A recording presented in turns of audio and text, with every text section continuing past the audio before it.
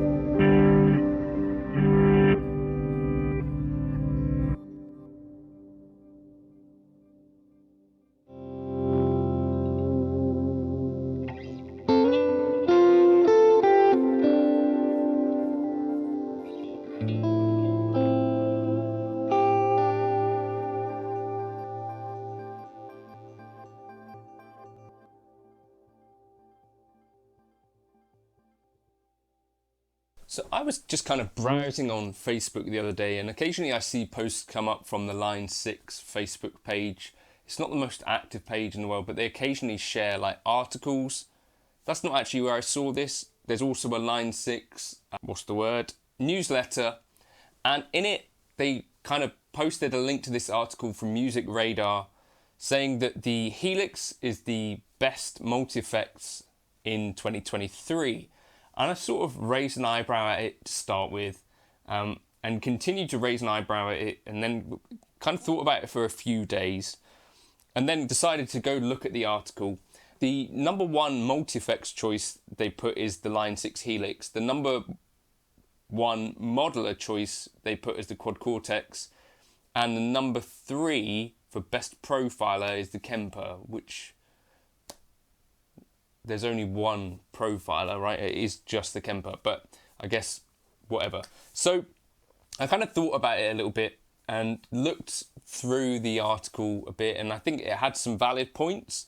For me, the Helix is more than a multi-effects, and I'm not sure if there are that many people that are using it just for effects only, but that might be that I'm just in my own little niche, where I think a lot of people that maybe watch this channel and other modelling channels are quite used to the idea of using the Helix for pretty much everything, or you'd be used to using something like a Fractal FM3 or Aspect or anything like that, or a Kemper or a Quad Cortex for basically everything, or you might have a couple of other small pedals on the board and stuff with it. Probably these days I don't think there's that many people that have the Helix alongside loads of other pedals, but let me know if you're doing that. Best multi-effects for 2023, and now I'm sort of inclined to agree with that in some ways, because what we've seen since the Helix came out in 2015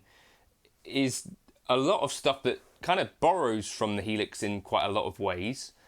So like the Quad Cortex user interface and the signal chain stuff is identical, essentially, because they basically just borrowed that kind of idea altogether in terms of having two processing paths. So you have basically 4 paths, which can be however you like. The Fender Tone Master Pro came out, which is sort of like a Helix mixed with a Quad Cortex. But neither of them, I don't think either the Quad Cortex or the Tone Master Pro kind of get there in terms of what the Helix can do in terms of effects. I do think the Quad Cortex has a better looper than the Helix. The Tone Master Pro looper is basically exactly the same. So I think actually if you're looking at just effects, then probably I think the Helix is up there. I think Fractal, for me, maybe take the edge in some of the effects, and in terms of being able to manipulate with LFOs and bits and pieces like that and sequencers, there's a bit more in-depth tweakability, as well as, you know, if you go into a reverb, you could have like 4 or 5 pages of edited stuff within Fractal. So that might be worth a shout. I don't know if you get affiliate links for Fractal stuff, and that's probably why they're not really included in the MusicRadar list. I think, yeah, Fractal obviously a great option for this stuff as well, like the Edge, John Petrucci, Steve Vai, these folks that you might have heard of tend to agree. Devin Townsend incidentally uses both the Helix and the Fractal stuff, so you can do both if you want. What I really like about the Helix for this stuff though is that it's so quick with the capacitive foot switching stuff. I don't know if I'm going to be able to show you this, but like in terms of workflow, if I add a block, I just add the block and that takes however long it takes, but this is the quickest. Didn't work, my hands are too cold, to assign a foot switch of anything. And I think if you're thinking about multi-effects in that way, being able to quickly assign foot switches and build that sort of part of the preset. So I was kind of thinking about the Tone Master Pro the other day. When you go to actually assign foot switches, it's way slower than the Helix. I think Steve Stelacci may have done a video on this. I still hope that if there is a future Helix or future modelers in general, yes, the scribble strips I think are absolute optimum, and since the Helix, quite a lot of the best modelers I'd say do take on that scribble strip and colour coding thing, which I think is a great belt and braces way for having decent live stuff, and at home as well. For this sort of preset, it really works nicely. The capacitive foot switching stuff is, you know, just touching and getting your effect assigned to the foot pedal with kind of 1 to 2 movements is so much quicker than jumping into an assign, or whatever you would call it, kind of menu. Like in the Fractal world, you have layouts, and that can take quite a lot of getting your head around. The Tone Master Pro was relatively simple, but you still have to go into a menu and assign colors and all that sort of stuff, and assign labels if you want to. Whereas Helix literally just touch the pedal you want to get involved, and it kind of does the thing. So I think that's one really great thing. The only, I think, downside that the Helix has these days for me, because I do believe in the tones of the Helix and enjoy the tones of the Helix and really like most of the effects in there. I think there's variable quality, but some of the newer effects, particularly like the reverbs and the newer creative delays and loopers are amazing. The downside, I think, is that since the Helix came along, there's been a bit of a push to get things into smaller units, I'd suggest, particularly if you look at like the FM9 is smaller than the Helix. The Quad Cortex is about the size of an HX Effects, and I think that for me is ideal because that sort of thing can go in a fly rig quite easily, whereas the Helix these days feels like it's a little bit bulky. If you think, like, at the time it was kind of revolutionary, but I think there's like a little bit of wasted space in this area these days. This was the first to have a really big colour screen, and I think that's a great thing, but like sort of, you know, the ToneMaster Pros seem to get a kind of spot between the Quad Cortex and the Helix, which is kind of a nice form factor. Those are the little aspects that I might change, but it doesn't change the fact that at the moment, there doesn't seem to me to be any obvious thing that is a massive step up from the Helix, if that makes sense. You know, certainly if you get the Quad Cortex, you could do touchscreen stuff, you could do the capturing stuff, and that's the one real kind of blind spot of the Helix, I guess, compared to the Kemper and the Quad Cortex. And actually the ToneMaster Pro has the same blind spot, and I've seen people talking about it. You know, people these days are sort of, I think, starting to expect that some sort of tone match capturing stuff should come along for the ride. I don't know whether Line 6 are ever going to do that, but it might be an interesting thing, you know, to sort. That seems to be a bit of an area that they're missing.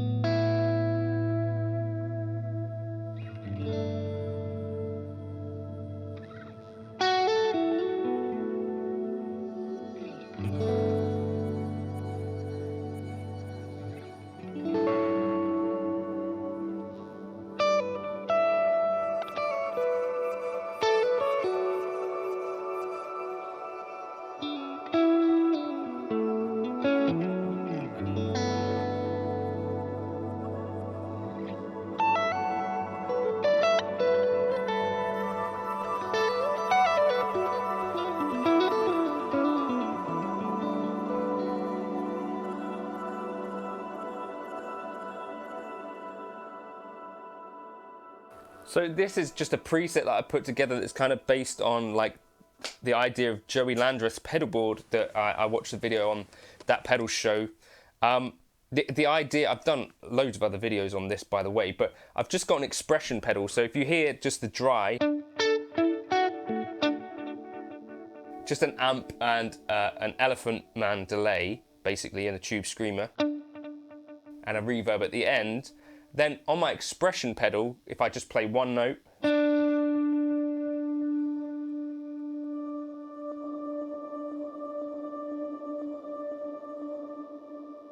you hear there's this huge tail of stuff happening.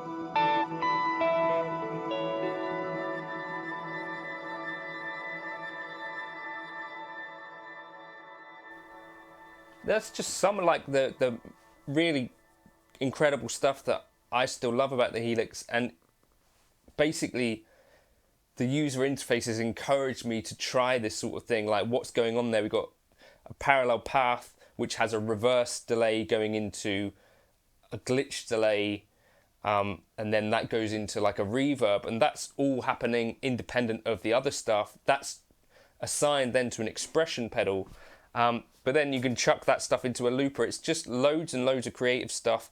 I've got the other units. I've got an Eventide H90. I've got loads of Boss gear. I've got loads of other bits and pieces, but it's really this stuff I've kind of neglected on the other modelers just because it's not as simple and straightforward to put together. I think I have done something similar to this with Fractal, but you know, as much as I think there are newer units out there, I don't think they necessarily get some aspects of the workflow quite as right as Line 6 in terms of literally just assigning stuff by touch. And I think there's some of this creative type effect stuff which is really kind of only available in Helix to some extent, or easily accessible in Helix. So I kind of think maybe MusicRadar have it right. I think I'd like to see this sort of stuff available in a smaller unit. The HX Stomp kind of can do most of this sort of stuff, but in terms of having like 4 parallel paths, that's of course going to use 2 DSP chips, whereas the HX Stomp only has 1.